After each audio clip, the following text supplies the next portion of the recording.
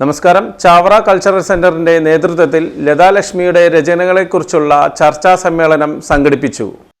പുതിയ കാലഘട്ടത്തിൽ അനുസൃതമായ ഗൗരവകരമായ വായനയ്ക്ക് ഇട നൽകുന്നതാണ് ലതാലക്ഷ്മിയുടെ രചനകളെന്നും കാലാതിവർത്തിയാണ് ലതാലക്ഷ്മിയുടെ രചനകളെന്നും ഡോക്ടർ ധർമ്മരാജ് അമ്പാട്ട് അഭിപ്രായപ്പെട്ടു. ചാവറ കൾച്ചറൽ സെന്റർ സംഘടിപ്പിച്ച ലതാലക്ഷ്മിയുടെ രചനകളെക്കുറിച്ചുള്ള ചർച്ചാ സമ്മേളനം ഉദ്ഘാടനം ചെയ്ത് സംസാരിക്കുകയായിരുന്നു സംസ്ഥാന ലൈബ്രറി കൗൺസിൽ പ്രസിഡന്റ് കൂടിയായ ഡോക്ടർ ധർമ്മരാജ് അമ്പാട്ട്. എഴുത്ത് എന്നത് കലാസൃഷ്ടി എന്നുള്ളത് ശബ്ദപ്രവർത്തനം എന്നുള്ളത് ഒരു ഷൈൻ ഡൈവിംഗ് ആണ്. ഒരു വാക്ക് അവർ ഉപയോഗിക്കുന്നുണ്ട്, ഷൈൻ ഡൈവിംഗ്.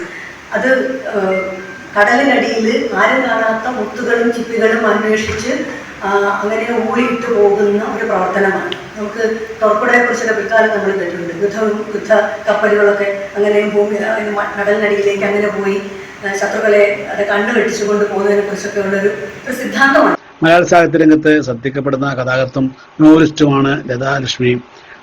വാചാലത പ്രകടിപ്പിക്കാതെ ഏറ്റവും ഫലപ്രദമായ രീതിയിൽ രചന നിർവഹിക്കുന്നതിൽ ശ്രദ്ധാലുവാണ് ലതാലക്ഷ്മി എന്നും അദ്ദേഹം പറഞ്ഞു.